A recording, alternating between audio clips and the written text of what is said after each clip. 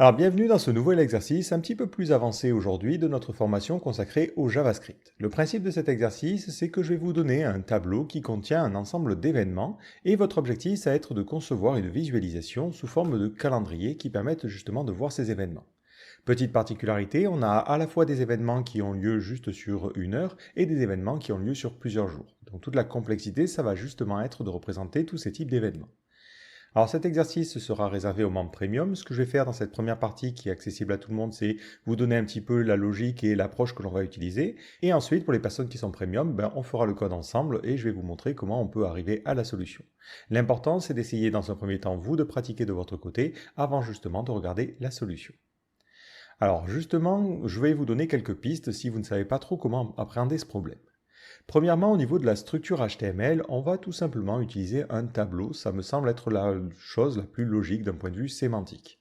Donc globalement, ça va être un tableau qui va contenir 7 colonnes. La principale problématique, ça va être de trouver justement les nombres à afficher au niveau de chaque colonne. Ce que l'on va faire, c'est qu'on va trouver la date de début du mois, ce qui est assez simple à faire.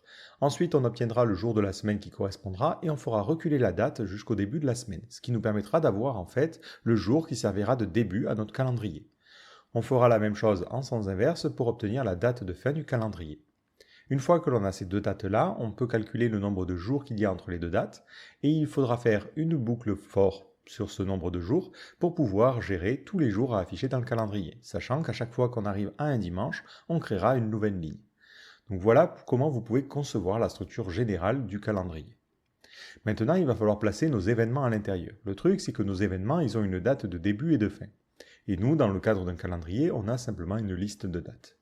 Donc la première étape, ça va être de créer une structure de données qui va contenir les jours en index. Et pour chaque jour, on va venir placer les événements qui ont lieu ce jour-là. Si on a un événement qui est sur plusieurs jours, il sera présent sur plusieurs jours justement. Une fois qu'on a cette map-là, on va pouvoir ensuite l'utiliser lorsque l'on va parcourir les jours de notre tableau. Donc lorsque je vais arriver sur un jour, je vais regarder dans notre structure de données, est-ce que j'ai un événement ce jour-là? Si j'ai un événement, je l'affiche. Et ainsi de suite sur chacun des jours de mon calendrier. Maintenant, la problématique, ça va être les événements qui ont lieu sur plusieurs jours. Comment ça va se passer? Encore une fois, on va parcourir les jours de notre tableau et si on tombe sur un événement qui commence ce jour-là, on va commencer à l'afficher. Et on va lui donner une largeur qui correspond au nombre de jours dans l'événement. Si un événement a lieu sur 2 jours, on prendra une largeur de 200%. Si l'événement a lieu sur 4 jours, ça prendra une largeur de 400%. Et c'est ce qui va permettre de faire dépasser notre barre. Le problème, c'est que parfois, certains événements vont avoir lieu sur plusieurs semaines. Donc dans ce cas-là, on ne calculera pas le nombre de jours au total, mais on calculera le nombre de jours jusqu'à la fin de l'événement ou, si c'est une date inférieure, la date de la fin de la semaine. Donc dans ce cas-là, ça permettra d'empêcher que ça dépasse en dehors de notre calendrier. Lorsqu'on arrive à un lundi, on va regarder est-ce qu'il y a des événements multijours qui sont présents, et s'ils sont présents, on continue à les afficher, ce qui permettra de faire automatiquement le système d'événements qui sont sur plusieurs semaines. Enfin, la dernière problématique qu'il vous faudra résoudre, c'est le placement justement de ces traits, parce que lorsque un trait est utilisé, il va occuper une place, et il faudra que les traits suivants aillent à la ligne.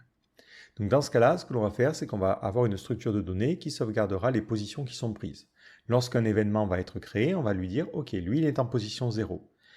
Aussi, quand un autre événement va arriver, il va regarder la première position de libre. La position 0 est occupée, donc il ira en position 1. Ensuite, lorsqu'on arrive à la fin d'un événement, on va libérer la place. On va dire, ok, la position 0, maintenant, elle n'est plus utilisée. Si un autre événement arrive par la suite, il pourra prendre la place qui vient d'être allouée et automatiquement se remettre en position 0. Et on réinitialisera cette partie à chaque semaine, parce que sur chaque semaine, on repart sur un tableau vierge. Donc voilà un petit peu pour le principe général et l'approche que l'on va utiliser pour notre système. Donc ce que je vous propose maintenant, c'est d'essayer de pratiquer et justement d'essayer de résoudre ce problème-là. Et pour ceux qui sont en premium, je vous donne rendez-vous dans la suite où on va justement faire le code et créer cette visualisation sous forme de calendrier.